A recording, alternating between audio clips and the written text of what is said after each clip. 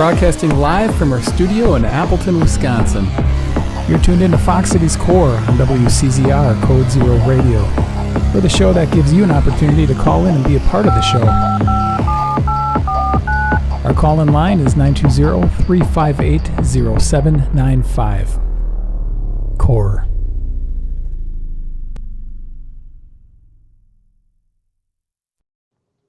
Hello, everybody. Welcome to Fox Cities Core on WCZR Code Zero Radio. If this is your first time tuning in, WCZR is an independent streaming rock station based out of Appleton, Wisconsin. Give us 20 minutes. You're going to like what you hear. Also want to remind you that this coming Tuesday, we've got Mark Motter from the Appleton Beer Factory coming in for ABF Monthly, where Mark tells us about they haven't announced yet for the Beer Factory. I believe this week he's a caller. So this week he was threatening to give away tickets for callers. So keep that in mind if you'd like to win some tickets for Appleton Beer Factory shows. Tune in Tuesday, 4:45, unless something happens. Also, next week we've got Jeff and Patrick from Honeytone Studios, which is a studio located in Neenah. Going to have the guys here. Went to their studio about a week and a half ago, and it was, wow, they have a lot of stuff. And they're probably going to have a lot of stories as well. Which brings me to our next guests. I've wanted to talk to these guys for quite a while. They're a 5-piece rock band from right here in the Fox Valley. Their latest single is called New Candy, and it is out now. I'd like to welcome Big Oil to Fox Cities Core. How are you guys doing today? Good. Thank you for having us. Yeah, thanks for having us. It's a full house. Yeah, we're not a little crowded, yeah.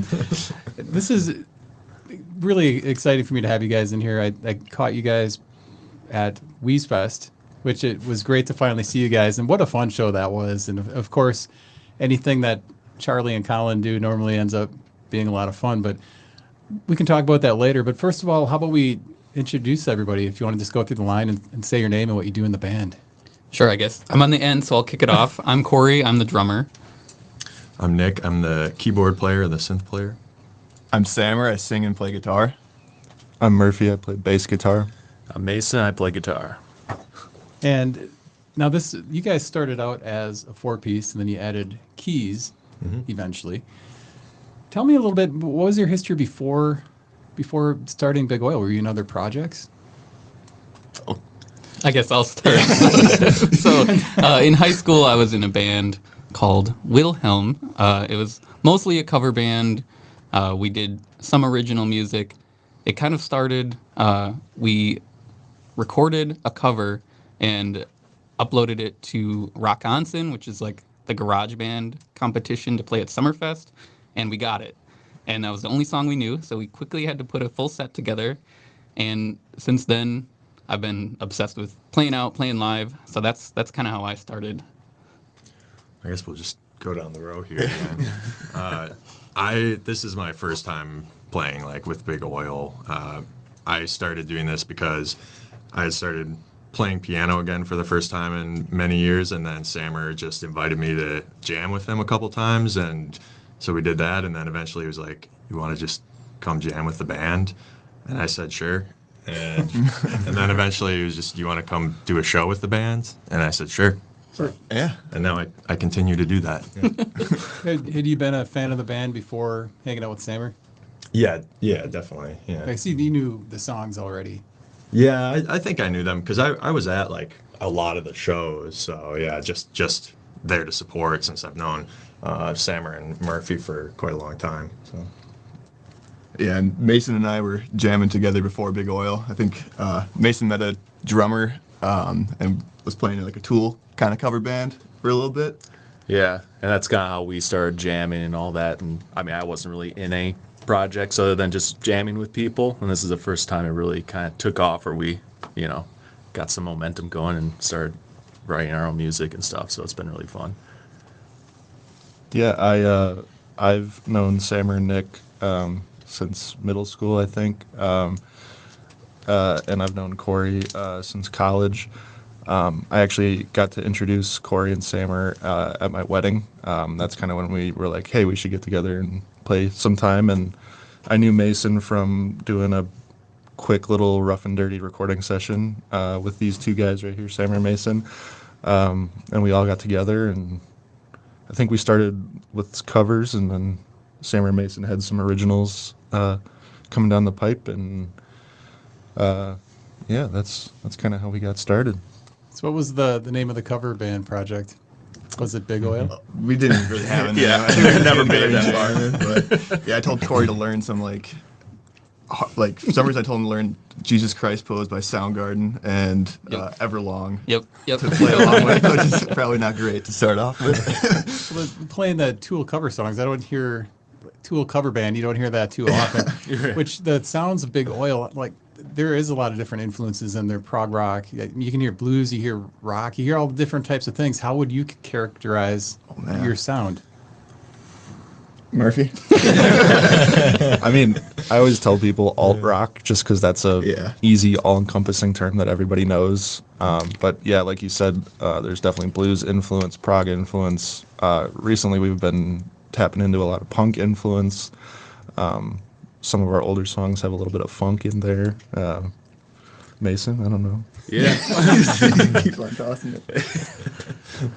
I don't know. Like, that's kind of something we've talked about before, is how we're all different in like our tastes a lot of ways, but we bring it together and add them all together the best we can and kind of create something that we all really like.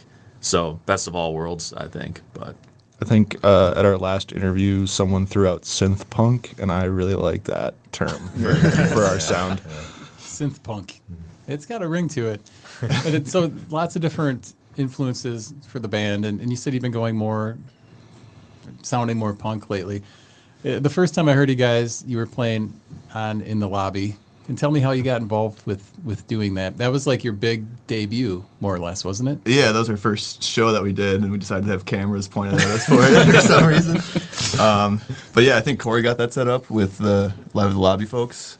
Yeah, I had saw they put a post on I can't remember the name of the group, like a Facebook group that's like local musicians, and they wanted bands to come out and be recorded. So I really wanted the gig, so instead of messaging them, I just showed up at the studio, and I was like, "Hey, can we play here, please?" And they went for it. So, yeah, that was our first ever time we played in public. Well, at that point, you didn't have any material recorded yet, right? Right. Yep. Yeah. we had a recording from an open mic at Dead Horse. That's right. We Yes. used, Yes. which is- But what was that recorded on? A phone. Someone's phone, Yeah. So they went for it, and it turned out, I thought, really, really good. You guys played, I think the set was a half hour. Was that everything you played, or did they end up cutting stuff out of the final? Yeah, that was everything we played. Yeah, and thank you. Yeah, it was fun. Sam, or you, I have to ask you, your stage persona is very confident. I mean, you're cracking, and you're kind of cracking some, jokes. You seem very at ease, which sometimes you don't see with bands and artists. Is that just your everyday personality, or is that something that just occurs during the shows? I'd say it's just pure nervous energy. Just like funneled into, I don't know, trying not to make a fool of myself, but it still happens. Well, you guys, the sound too. Like, I don't know how much time you guys spend on dialing in tones and stuff, but your tones are all really good. Which I didn't know if you took lessons or gearheads, or what the story is behind that, because you don't hear really good tone in a lot of bands. They just kind of plug and play. Are you guys spending a lot of time working on tones? Mason goes nuts. Yeah, Mason's a gearhead for sure. I don't know. I try to do what I can to make it sound better. But I mean, I got that compliment at the house show we did. Someone just was like, "Hey, man, that tone sounds awesome." Like, oh, good. Thank God. Are you helping others in the band that don't care as much about tone, like getting the right tone? You think so? I feel like Yes, 100%. it becomes a part of the conversation that we're having, like when we're trying new things. Like I feel like we definitely have a lot of dialogues about like the synth tone. Oh, that's true. Yeah. Yeah, because you kind of just listen to what's going on and try to use words to explain what you're trying to hear and communicate, and sometimes that's difficult too. Yeah, we really have our own terminology when it comes to writing. It's like It works. it's after the four chunk. We do the dot to dots. Yep. Well, when the lobby show came out, what was the reaction like? That being the first thing you put out, obviously you promoted the heck out of that.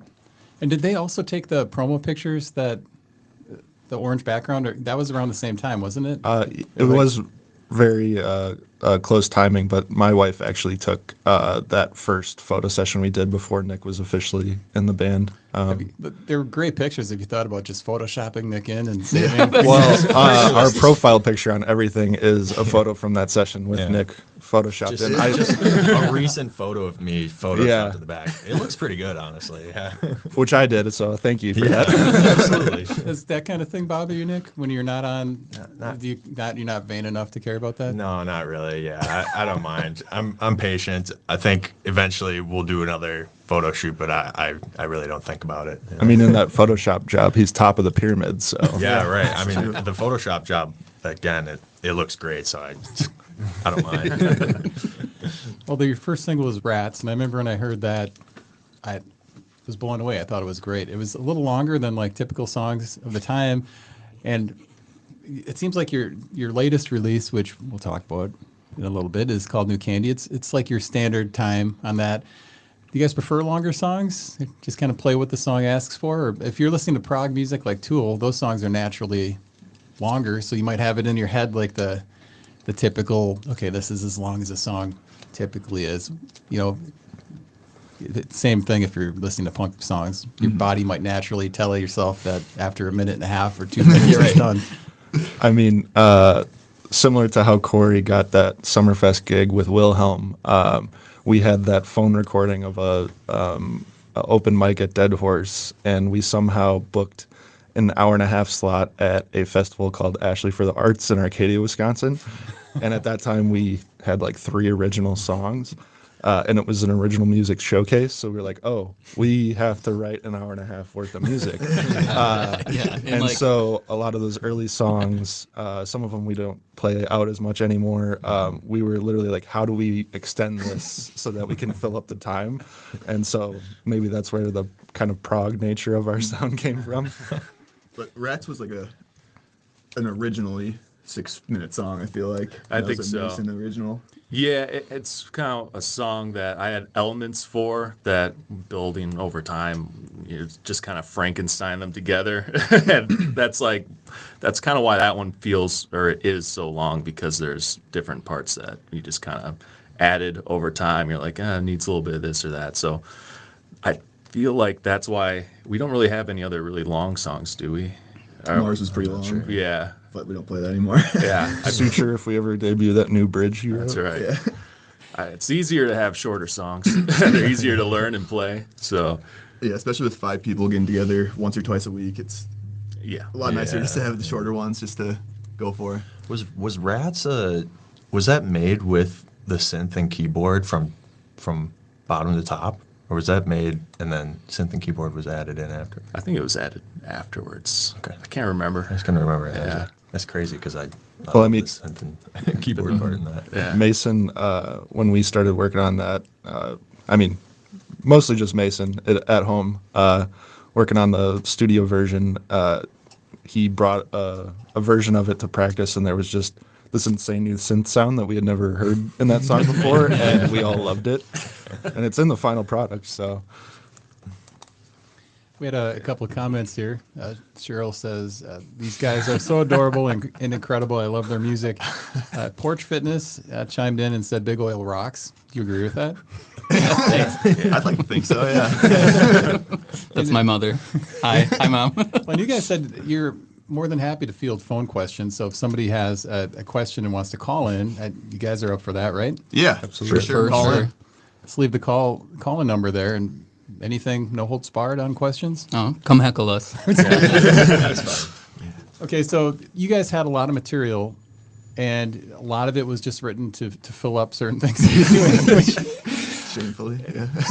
Which in a way, is that an easier way to songwrite instead of putting the pressure on yourself to where you have got 6 months to write something, all of a sudden now you've got a deadline. Do you guys write better under deadlines than you do otherwise? I think we write more under deadlines, not necessarily better. So at the end of it, you'll get a couple that rise to the top that you take. For, Yeah, it's kind of like a learning experience too, where you're Yeah. like writing fast and you realize like sometimes overthinking it is the wrong way to do it. Because once you have some songs, you're like, oh, we really like these, and they just happen like that. It's kind of opens your eyes a little bit, where you don't take it too seriously, I guess. Yeah. Maybe Yeah. say that. I mean, at the time, I feel like it probably felt to a lot of us that it was quantity over quality, but our last 2 singles came out of that panic writing session. Sammer came in roughly around the same time with the 2 riffs for Absent Minded and New Candy, and they've stuck around so far, and we really like playing those 2 live. So Well, what do you do with the material that you don't like? Just keep it in your pocket for the longer shows. That's right, yeah. Pretty much, yeah. You still have to practice it though, right? So when you're doing practices, are you just how are your practices structured? Well, if we have a show coming up, we tend to write the set list and then practice that for like the at least 2 or 3 leading up to the show. But usually we try to jam out new stuff. Otherwise, if we don't have something coming up. But yeah, when we're playing the longer stuff, we definitely have to spend extra time on those, getting them ready. I mean, you're not typically doing songwriting during your practices. Oh, we are. Oh, you are? Yeah, Okay. yeah, that's where it all happens. Usually it's like we'll show up, we'll do like a warm-up song, and then from then on it's when someone has a new idea, we call it new juice. So someone's like, I got juice, and then we just start playing a bridge or a verse over and over until we got it down. especially like right now in the winter season when gigs are a little slower, we definitely take the extra time to write at our practice or rehearsal sessions or whatever you want to call them. So there's more of that type writing going on together than there is of somebody bringing in an idea, like Sam or Mason bringing an idea in from like outside practice. I'd say it starts with an idea that was brought from outside of practice, and then we all just kind of jam on it and talk about it until more structure comes out of it. Yeah, Mason and I will like bring like 3 chunks of a song and then figure out which one's the chorus, which one's the verse, and I don't know if the third one matters, and then just jam it until something sounds good. And is the rest of the band pretty honest as far as if they don't like something? How does a song die? How long does it get before it gets thrown in the basket? I feel like so far songs are only dying if just there's not enough excitement about them and they just sort of get left by the wayside. I don't think we've ever officially axed something. I think you're right, because something else just feels more exciting to work on, so it just kind of eclipses that, and then we forget about it. There is one song, or Which I one mean, are a you couple, thinking of? Another but- Day? Yeah, where it became kind of like our de facto sound check song, just because we never play it. Yeah. And then, this is a good time for this question. So you released a bunch of singles so far. Are any plans to put out a full album? Who wants to start? I would say not currently for an album. I know we would all love to do that at some point, but with the release of New Candy, we are anticipating an upcoming EP. Hold you guys, because we've got a question on the line. What's your question for Big Oil? Hi, my question is, out of all the places you've played, what is your favorite place you've played at? Oh, that's a Good good question. Hell's Disco for me. Stevens Point house show. A lot of fun. Yeah, we have another one coming up there in March, so I'm excited for that. Anyone else? That's a good answer. Well, what made that show so fun? Was it the crowd or just The sound? crowd. The crowd's great, and the sound, and the person running it, Tanner, is awesome. When people go to house shows, they tend to go there for the music, not just to hang out. So it's cool to have a whole crowd of people listening to you. What makes a bad show? Oh, Honestly, I feel like good show, bad show, it's all about the crowd to me. Yeah. If they're prepared, if they're in the mood for our sound, I guess, Yeah. if they know what they're getting into. I will say sometimes lineup and vibe can affect how I feel about a show. I remember the first time we played at Reptile Palace, I didn't really care for it, and but recently we just went back and played another show there, and I loved it. So Yeah, I agree. I like getting along with the fellow acts definitely helps the enjoyment. I'm going to say my favorite was probably Ambassadors for Acre of Tunes, which is happens concurrently with Mile of Music. That was just a lot of fun. There's a lot of people that we knew there. Everyone was really feeling it. So And you Yeah, that guys, was a lot you of guys fun. did that 2 years in a row, didn't you? We did. Yep. What was the difference between year 1 and year 2 that you played there? I think the second year it was like absolutely downpouring outside, and there's hardly anyone there. So. Have you ever done Mile of Music? No, we haven't. I think we've applied though a few times. So Yeah, I did miss the window this year.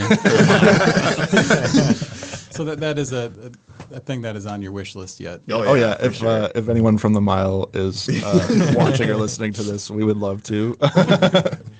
Well, that was great. We had a call-in question. Yeah. If anybody else has anything, that was. I find it interesting about shows what people consider good and bad. Have you had any shows that were bad, but you got like a lot of really good promo pictures or like video clips out of it, and then it ended up being actually pretty good because of what you had afterwards? I mean, I think I think we can all agree, not our strongest show was the first time we played at the Tracks in Green Bay. But we ended up forging a great working relationship with some of the other bands and the venue itself. And now that's one of our favorite places to play. So we're just really lucky that it's worked out since potentially not our best show. And this one wasn't a bad show necessarily, but we played the Falcon Bowl in Milwaukee. Oh, yeah. And there was a lot of other shows going on that night, and it just like turned out that it was just like our girlfriends and the other bands in the crowd for that. But that was so fun because I mean, that was one of my favorite Yeah. shows. Yeah. Speaking of favorite places to play and phenomenal lineups like that, I would put that one up there, even though it wasn't necessarily well attended. Falcon Bowl is an awesome place to play. They've been doing a lot of recent renovations and stuff, and we'd love to go back. Yeah, we also did play there. So right now it's Falcon Nest, which is like it's a smaller space, but we were playing like the whole ballroom. So I mean, even if there were like 50 people there, it still would have felt pretty empty. So it was like a 500-person space. It's a good time to tell you about my idea for an app. I've had it for years. Some people go to shows, and if they're lowly attended or everybody's standing in the back, they'll take pictures and show all that empty space. Drives me nuts. Why not have an app where you've got the crowd already filled in, and then and then you just have to position it to where the back of the heads are like under where they are on stage. And you can still stand in the back, take as many pictures as you want. Yeah. Everybody wins. we'll invest. But, so you mentioned the Falcon's Nest. What's the difference between the Milwaukee scene, in your opinion, like places like Milwaukee versus the Fox Cities? Well, I mean, Is there- shortly after we started writing and performing, Sammer actually ended up moving to Milwaukee for almost 2 years. So him being down there and a part of that scene really helped us grow our presence down there, which I think we've all enjoyed kind of delving into that.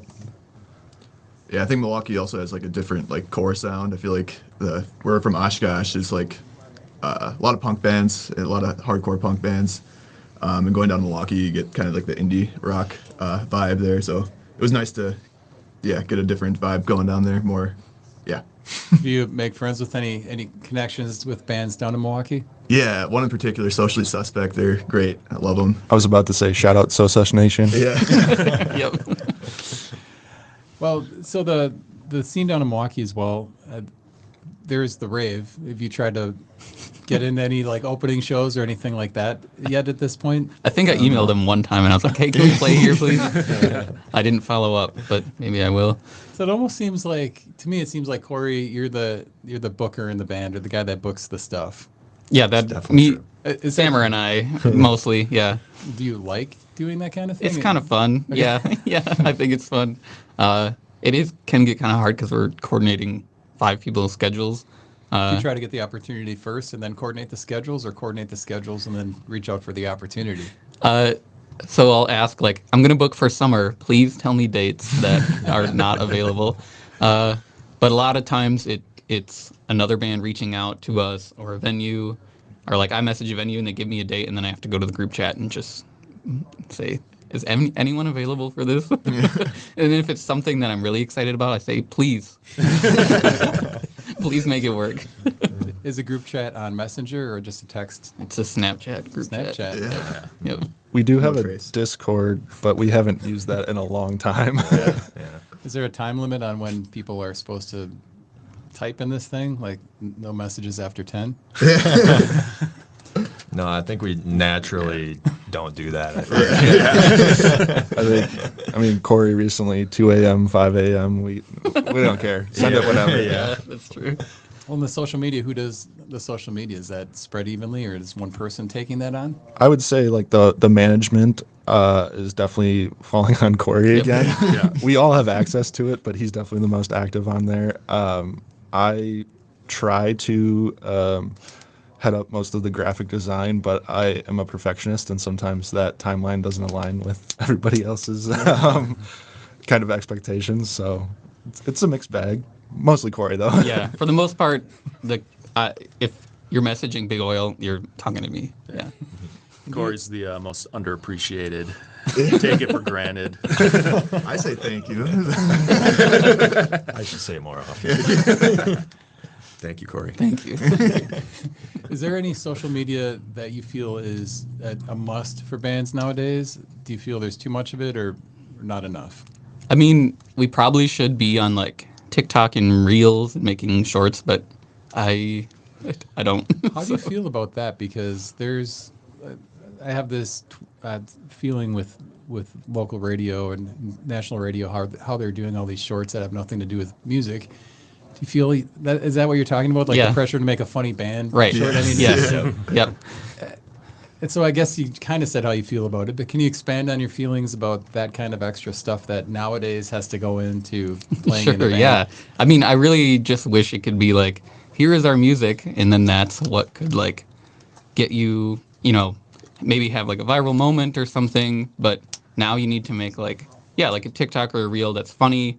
I tried a few times. I think one that I made was like practice start was 5:30, and then I like timed when everyone got there and took a video. That one was mildly successful, but yeah, for the most part, I just wish that I could stick to making Facebook and Instagram posts that just here's our new song, and that's it. And hopefully, people go listen. But I think we all have similar tastes and senses of humor, and I think we could be successful in that type of social media marketing shorts. However, like Corey said, with booking, we're 5 people. We all have full-time jobs, so it's just not really in the cards for us right now. Yeah. Well, how many times does it happen? We're getting a call, so I'm going to hold that thought and see if I can remember it. Thanks for calling. You're on the line with Big Oil. What's your question? You're on the air. Where can you get their merch? our merch. Currently, we have T-shirts for sale on Bandcamp. I think bandcamp.com/bigoilinc is the URL. Free shipping right now. You also get a free download of our music with it. Yeah, it's just the orange. We have orange T-shirts available, I think, on Bandcamp. If you come to our shows, we have some handmade black T-shirts that I made with bleach dye, so it's kind of fun to make. They're really cool. Yeah. One of one. Corey, Yeah, Corey that's really right. did a great They're job all with those. individual. Yep. So the merch question, merch, is that something you guys like doing? Thanks for the question. I like the black T-shirts that Corey's been doing. It's fun when you do it yourself, I feel like. But there's also, we got our T-shirts from Void Pressing in Oshkosh, right? Yeah, we've used Void Press, phenomenal to work with, quick turnaround. And we also, our first run of shirts, which was super limited, was with a mono print house here in Appleton. Also excellent to work with. Would recommend either one to anybody. Hey, I don't remember what my question was going to be from before. This might be a good spot for a commercial break. So let's take a commercial break. We'll be back with Big Oil. And if you've got a question for the band, definitely call in. I think anything's on the table. So if you've had any burning questions for the band, they're here. So now's the time. Don't be bashful. We'll be right back. You're watching Fox Cities Core on WCZR Code Zero Radio. A few words about our sponsor. Pasquarello Auto Sales has been in business since July of 1983. That's 42 years of serving the surrounding community with quality pre-owned and fleet-owned vehicles and service you can trust. They've also been voted #1 best used car dealership in Oshkosh 4 years in a row. Well, that's more than a few words, so here's a few more. Pasquarello Auto Sales is a passionate supporter of the Fox Valley music community, and for that, we encourage you to support them. Your next vehicle purchase is important. Pasquarella Auto Sales is there for you every step of the way, from the showroom to your driveway. Find and like on Facebook or online, PasquarellaAutoSales.net. They're located at 3699 Jackson Street in Oshkosh, Wisconsin, Monday through Friday, 8:30 a.m. to 6 p.m., Saturday, 9 a.m. to 3 p.m., and closed on Sundays. Give them a call at 920-230-3030. Pasquarella Auto Sales of Oshkosh, where you're treated like family.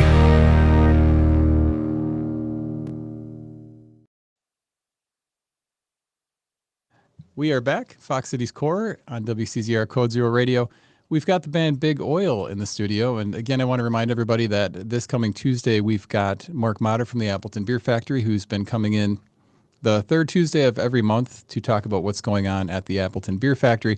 Lots of great shows coming up, including the Stickman, which includes Peter Gabriel's longtime bass player, who's done a lot of crazy bass stuff with like sticks on his fingers and different things. Prog Rock, which you don't get a whole lot through Appleton Beer Factory, so go check that show out. Mark's going to run down the list of what's coming up as well as stuff he hasn't talked about yet. It's a great opportunity to get into the mind of Mark Motter and what's going on at Appleton Beer Factory, so please join us on Tuesday. And again, we've got Patrick and Jeff from Honeytone Studios next week. Back to Big Oil. They've got a new single out, which is called New Candy. We're going to talk about that in a little bit, but first we're kind of talking about shows and merchandise and things of that nature. If you've got a question, 920-358-0795, or leave it in the chat. All right, so do you guys ever try any merchandise that didn't work out? High expectations, low sellability. I mean, These orange shirts. we ordered a lot of orange shirts. Yeah. Please buy them. Please. Oh, we've got a question here from Grant D. I'll go there. It said, great show. Who is everyone's inspiration that really stuck with them to continue to create? Thank you. Great question. Who's going first? Start on this side, Mason. I get inspired by all sorts of bands. Like, some bands are really creative and they kind of can do anything. Like, I always liked Ween as a band, and lately I've been listening to Geese a lot. And they're just like a really cool band, I think, out of Brooklyn. I don't know, there's all sorts. But I always like when I hear something that's kind of unique, or they're doing things that are a little outside of the norm. I'm like, oh, I could do that, or we could do that, you know? So it's kind of inspiring to hear that kind of stuff. I kind of let this slip in our last interview. I don't really listen to a ton of similar sounding music to us in my free time. I'm really into a lot of electronic music. In terms of like rock influences that have stuck with me, I would give a big shout out to Moonwalker, political rock artist from Texas. I saw him in Chicago and he was incredible. Yeah. If I had to choose one person, I'd say Chris Cornell. Dude's like my idol. Really like all his everything, Soundgarden and Audioslave. But yeah, nowadays, I feel like Viagra Boys are the main people I listen to for inspo.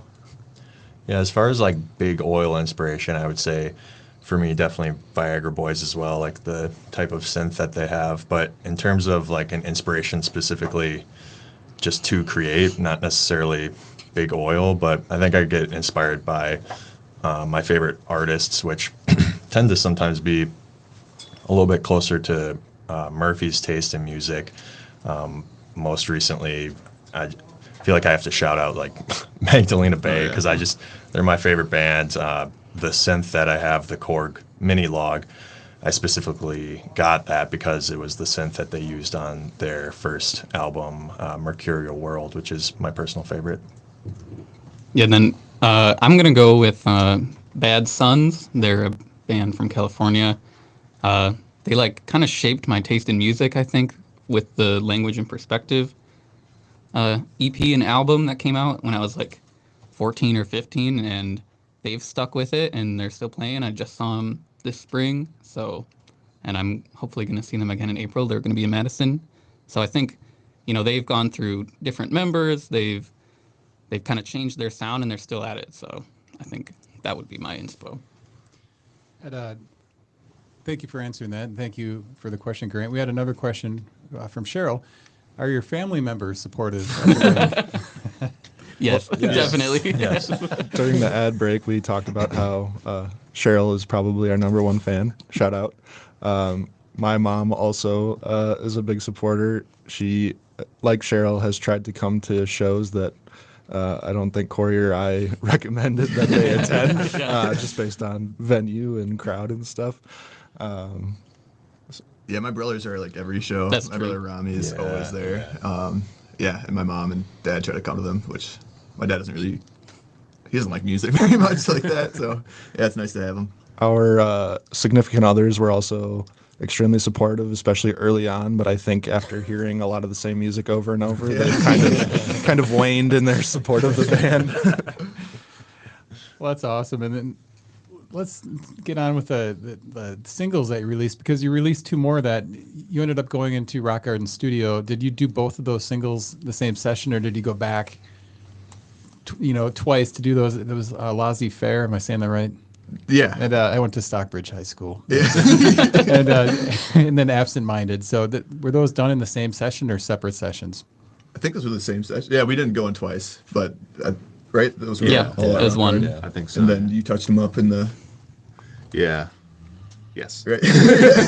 Did we I was use, trying to think through it. like, some of the songs, we just used the drum track from Rock Garden, and then we, like, dubbed over. Am I remembering that right? Yeah, kind of, because Let's go through them individually so we have these broken up. Laissez Faire, the first one. How did you do that one? that one's hard to remember. So that is kind of a departure from our kind of system that we have now. That was the first single we put out after recording at Rock Garden. Corey and I were super excited. We're both really influenced by that like indie rock sound that he mentioned, Bad Sons, The Strokes, Arctic Monkeys, that kind of sound. And so since that had more of like that indie alt surf rock kind of vibe, we started working on it right away and didn't really let Mason get involved, which in hindsight probably not the best idea, but we had a lot of fun with it. Yeah, it was done. Mason and I both have home studios, so that one was done mainly at my house, the post-production on that. But yeah, everything for that song was recorded at Rock Garden. So you have a pretty good handle on home recording. Mason better than myself. Oh, sorry. Looking for an answer on that? I don't know. I guess so. It's a learning. You learn every day something new, and like after you come out with something, you listen to it like, oh, I probably could have done this different or whatever. So hopefully, what we come out with in the future is going to have a better quality to it. And so that comes out, then you decide to go back to Rock Garden again, do Absent Minded. How did the second time around work out? So we actually, I believe all three, Laissez Faire, Absent Minded, and New Candy, were part of the same session with Mark at Rock Garden, which was a lot of fun. Definitely another learning experience for us. Absent Minded, though, I would say is like when we started to find our stride in terms of the recording and also the post-production, which shout out to Mason. He's been doing an incredible job with that. Yeah, I don't know if you want to speak more on it. No, for sure. I mean, Absent Minded and New Candy, those are both the recordings that we did there that turned out pretty good, like with our first takes. So a lot of that is just us playing and then layering some more overdubs of guitars and Sammer's vocals and all that. But that's kind of a really satisfying moment when you're listening to what we played and we're like, oh, hey, first try, and it turned out great. So you can keep those in there. But then, yeah, there's some corrections that you need to do. I mean, we don't, have the funds to sit in the studio and retrack over and over again. So there's a little bit of manipulation you need to do. But I think overall, came out pretty good. Yeah, it was really cool going to Rock Garden too with Mark. I feel like we learned a lot, and just being in the studio and like him talking about his equipment, who was all recorded on it, was very cool. Yeah. But yeah, definitely learned some studio etiquette. Like every time I put down my guitar, he's always like, "Turn off your sound." Yeah, it's always right. cranked. Well, then New Candy said that was done also at Rock Garden during the same sessions. Were you just tackling? How were you picking which song to finish and release first? I mean, I think like I said, Corey and I were just super excited that we finally had a solid drum track for Laissez-Faire. We haven't mentioned this yet, but we tried to DIY everything. We booked an Airbnb That's right. fall of 2023 and tried to knock out some recordings. We had never tracked live drums before and quickly found out how difficult that is. And I don't think we ended up using any of the audio from that session. But shout out to Spider, his barn and silo. It was a cool experience for sure. It was more of a team bonding experience than anything. I'll never forget 4 a.m. Like this, it was like a barn converted into an Airbnb, and it was split in half. And the owner, Spider, lived on one side, and then we were on the other side, and we were like tracking music till like 4 or 5 a.m. Like, and I remember was it you three?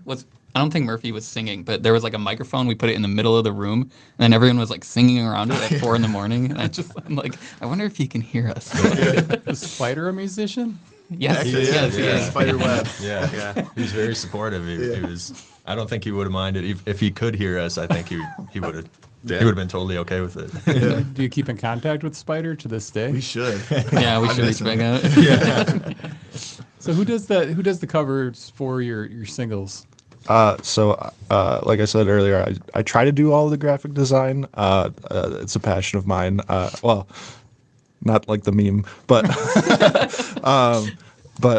Sammer's girlfriend's brother, Mason, actually did the cover art for Absent Minded, and great job, like super cool. I have it on my earrings right now. I don't know if people can see.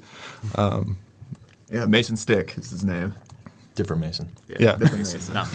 Just to be clear. Yeah. But yeah, New Candy, Laissez-Faire, and Rats. I did all of that.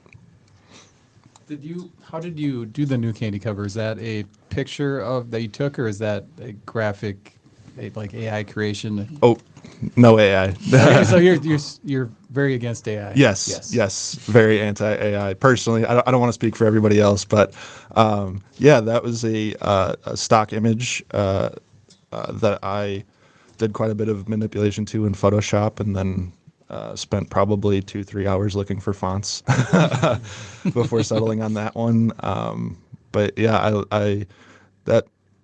after college, a lot of my first professional graphic design work was for indie musicians, so it's kind of cool to dip back into that. I love how you went with like a vintage, like big oil, really small. It looks like an old, like almost a pixelated, like vinyl album cover in a way. And have you ever released anything physically, or has everything been digital so far? Yeah, all digital so far, but maybe with the EP, hopefully we'll have something physical. I mean, is that even something you want to do? I know that's kind of a sign of the times, you know. Yeah, I think it'd something. be cool. Yeah, it'd be cool to have like either like a 7-inch or Yeah. CD. I'm a massive vinyl collector. I think I'm up over 400 records now, so I would love to have a physical pressing of something. I know our friends in Smoke Free Home have put some stuff out on 7-inch, and I've seen it at Eroding Winds, so that's always really cool. Shout out to Adam. And are you excited that they are moving locations in Appleton to the bigger building? Well, so I've known Adam since he first opened his brick and mortar on the south side of Oshkosh before he moved to his current Oshkosh location. So seeing them grow has been super cool. It's insane how quickly they outgrew that Appleton space. I am a little sad because my favorite coffee shop right now is Commodore Cafe, which is basically next door to Eroding Winds. So I'm a little sad that I'll have to walk a little farther to jump between the two. But yeah, no, it's super cool to see them continuing to grow and expand, and super happy for those guys. Yeah, and bit of a tangent, but another one of my favorite shows was playing at Eroding Winds, for sure. Oh, yeah. That was really cool. We played for the Bronco album release. That was a lot of fun. Now, formerly known as Bronco, now Heavy Bend. Yep. Incredible show. Honestly, speaking of musical inspirations, that first album that they put out that we got to open for them on that tour, I love. Probably one of my favorite indie releases from the Wisconsin music scene, I would say. Well, and I think that's great. You know, the local like kinship and then purchasing, like, if you know, vinyl and stuff. I think that's still an important part of the music business, and hopefully it comes back because you physically own it then, and they can't take it away. Right. I added the first Smoke Free Home EP that I have a CD copy of to Discogs. That was really fun for me to be the user adder for that. So you could put any kind of information you wanted in there. Yeah, I guess I could have. I'd really love to do a cassette, just because, selfishly, my car has a cassette player because it's really old. So I think that'd be cool. I'd say sometimes it's almost like you're doing a novelty release because people can't play it, but they want to buy it just to display Right. it or have it. This isn't the first long form interview you guys have done. You did something at Wapaka Local Live. Yeah. Can you tell me how that went? That was a year after your formation. That was the first big interview you did. How did that go? It was fine. It was a little awkward. There was like, I mean, my mom was there, which was great, but there was like 4 people in the studio audience. And so we were playing a song and then like answering questions about it afterwards. I forgot that we even played. and like, I remember like the mic, we had one microphone that we were passing around, and so it was still fun. It was fun to be on the radio. Really appreciate them for having us, but now maybe we were a little more seasoned or like ready for an interview. So Yeah, definitely. We're definitely not ready for it to be talked to or to speak. Didn't realize there's any questions really. Yeah. with that one. Do you have a copy of that anywhere, or does that live online somewhere? it's on YouTube. Nowhere. It's on It's YouTube. not. Yeah, Oh, sorry. No, it's not. Never Put a mind. link to that interview. I think one of our focal points as a band is definitely Sammer's vocal performances. And if you also enjoy that, I would not recommend searching up that. Now they're gonna. They're Yeah. cutting his mic off. We've got a couple questions here for you guys. Aaron Thompson said, "Why is the band called Big Oil?" Which is a really good question. Why are you guys called Big Oil? Yeah, I think. Well, we were just like writing names that made us laugh on the whiteboard, and then just like voting. And Big Oil got the most votes. It was a very democratic process. Yeah. Ranked choice voting. Yeah, it kind of started from, so you'll see like in the news, like, big oil companies do this, or big oil is responsible for, X amount of emissions. And we thought, boy, that'd be so funny if we could like post that on our social media and be like, we're so sorry. So, Haven't done that yet. yeah, Corey's done it a few times. I've done it. Never mind. Yeah. And on top of that, like, we were just hoping to like kind of have a theme, like we could like easily theme around it. So, Being a graphic designer, I was inspired by the Sinclair gas station logo, and also Corey mentioned earlier the talk of juice at our practice sessions. If a song we think has legs, we say it has juice. So I wanted to incorporate that into the band name. So thinking of the Sinclair gas logo and juice, I came up with Dino Juice. And then someone riffed off that Big Oil, and then Corey came up with the idea with all the news clippings and stuff. And it's really stuck, and people seem to enjoy it. And I know Corey has attempted to post some of those jokes a few times, but I actually have friends that send me headlines like that, like Really? Big Oil did this, and they're like, wow, you guys really did it again. yeah. We were also hoping like, there's a lot of clips of people saying Big Oil. So fingers crossed for the EP, we can intro it with like a bunch of talking heads saying Big Oil over and over. So I love it. Lovely Lashes asks, "Where's your dream place to play?" Love Big Oil. our dream venue. Well, Corey posted a edited graphic of the Coachella lineup. That's right. Coachella lineup one time. For April Fools, yeah. That's maybe a bit out there. I don't know. Y'all have dream venues? I would love to play Summerfest at some point. Yeah, I've been Summerfest going to would be that cool. since Sammer took me in high school. I've gone almost every year since then. Yeah, I feel like Summerfest would be awesome. I just really like the basement shows, though. Like, I don't know. Yeah, I'm pretty satisfied with basement or dive bars. Yeah, Those are pretty that's awesome. Okay, well, thanks for the question, Lovely Lashes. Todd Belke, of course. Man, that guy's awesome. He's in a lot of different projects.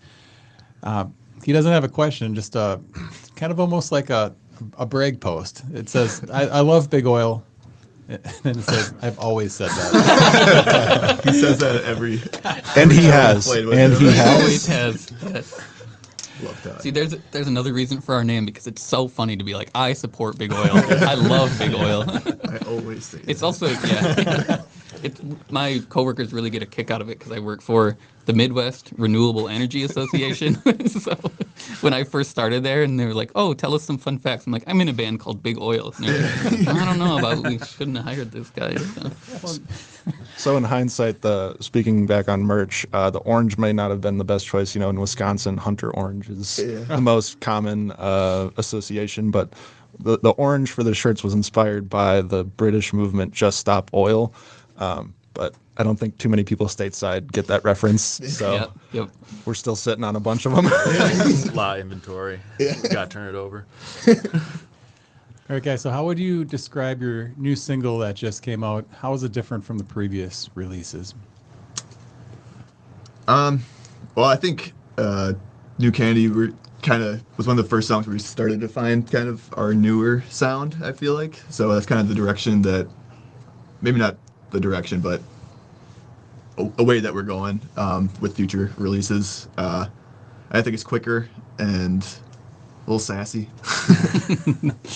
I would Probably more aggressive than anything we've done. Yeah, to this aggressive, point. and I was gonna say Nick was. I feel like for Rats, Mason, did you do the synth on that one? Oh yeah. On the recording. Yeah, in this one, like we really honed in the synth riff and the tone for this one. I remember playing that part over and over and locking it in. So Yep. I remember the question I was going to ask a long time ago. So there's been shows like the Wheeze Fest, you played without a keyboardist.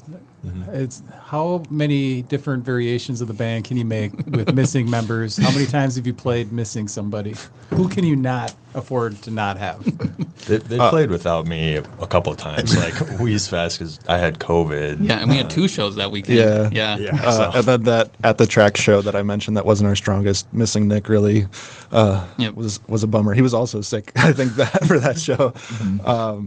Has anybody else ever been absent besides Nick? I think if anyone else was absent, we probably would have to back out.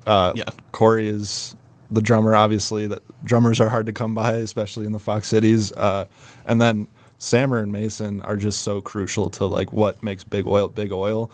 So I think if we didn't have either of those guys, we probably wouldn't be able to play. Yeah. I just feel bad that we've done stuff without Nick because, especially with the direction that our sound is trending, synth has been a big influence. And I think we noticed at that Wheeze Fest show, just like it was a super fun show to play, and we love Charlie and Colin, but just not having Nick to fill out the sound, and we call some of our elements in our songs tasters, and Nick brings a lot of that, so it's always a bummer when that's not there. Yeah, we have a few songs where Mason sings, but I think it'd be a pretty short set list. Well, Sam or Mason, as far as your guitar work, have you guys always gelled as guitar players? Well, I only started playing guitar when Big Oil got together. I was playing bass for a while, so me and Mason were, I was jamming bass and he was playing guitar for a while. He's helped me with guitar tones. Yeah, a little thing, but I feel like I think we gel pretty well. You know, I like when Sammer has like a riff idea, and then I can work around what he's created, because then it forces me to come up with like something I normally wouldn't play, I guess, and especially if it's something he created, it's something I wouldn't have created. So it's this cool interplay, guitar wise. But you can kind of say that for everybody. Like, if Corey has a drum beat that's a little different, it's fun to like bounce off what he's doing, or Nick with the synth, and I know Murphy's added some bass parts that kind of turn the song in like a different feel, or like in the moment, so it inspires you to do something or get excited about the song. So, and Mason's guitar playing, like I've learned a lot from just watching Mason play and getting the pointers from him. So it's been nice. Do you feel like you're at a stage where you're comfortable being a guitar player? No. It's funny he says that, because I don't know many people that would have been able to do what Sammer has done since we started Big Oil. Going from strictly a bass player to being a frontman and a rhythm guitar player, having never really played guitar, especially in front of people. Like in our last interview, I mentioned giving Sammer his flowers, because they're well deserved. It's pretty incredible. Very sweet. Well, I enjoyed seeing you guys play at Wheeze Fest. I feel bad that it took me that long to catch you guys live. Nick, I'll catch you next time. I was sad to miss those shows too. It was the energy from your set is infectious. It was, you guys are fun to watch, which is important when you're going to see a band. It's one thing to have really good songs. It's another thing to actually want to stand there and hear those really good songs. What's coming up next for Big Oil? What do you guys have? I know you just put out the new single, but what's in the future? Yeah, we have tentatively 2 shows in March coming up, and I'm working on the rest of summer. We're looking at Misfits and then a house show in Stevens Point at Hell's Disco. And we're just talking theories here, but hopefully we'll have well, Murphy mentioned the EP earlier, but hopefully we have a couple other EPs down in the pipeline. Mm-hmm. So still going more songs instead of the singles, but are you going to re-record what you've already put out, or are you happy enough to keep those? I mean, they sound great, but are you picky enough where you're going to go back and re-record those and re-release those? Maybe at some point. Right now, I don't know. I just feel like playing those again. I don't know. We have so much momentum with the new stuff too that it would. Yeah, we've been writing a ton of new music, and I think I can safely speak for Sammer and Mason on this. They are sick and tired of working on some of those songs that have been 2-3 years. Yeah, I mean, we've in the been playing works. a lot of that since we got together originally. So it's like we just kind of want to put a bow on some of those, put it in a package, and we got a lot of new stuff that we're working on that I'm really excited about. Yeah, me so, too. yeah, With the release of New Candy, we've all kind of mentioned how we've kind of found a sound and like hit our stride in terms of like that post-production mixing mastering process, and yeah, I think we're all inspired to keep recording and putting out music, and yeah, it's exciting. Where can people go to find out more about Big Oil? It's gonna be at Big Oil Inc. on all of our socials. Comey dot I don't remember our website. /Big Oil Inc. is our website. Links to everything on there. The unfortunate thing about our name is you can't just Google Big Oil. You're not gonna find it. You're not gonna see us. Yeah. You can stream our music on pretty much every platform. Even Roblox. No. Well, I want to thank you guys for coming in here. It was a treat to have the full band here, and you guys, thank you for stretching out over this table, and I'm sure that wasn't the most comfortable, but I look forward to seeing you guys again and hearing what you have coming up. Any final words? Everyone looks at Sam. Yeah, thanks for having us. Yeah, thank you. We love Code Zero Radio. We always look forward to submitting our singles to the station. So thanks for having us. Thank you for watching Fox Cities Core on Code Zero Radio. You know the drill. If you haven't already, if you could find us on YouTube, search for Fox Cities Core, you'll be able to go through and watch some of the interviews we've done over the last 5 years. Please subscribe so you don't miss out on future interviews. Be sure to check out and support all of the great resources we have here in the Fox Cities. This really is the greatest music community. Lost track of time.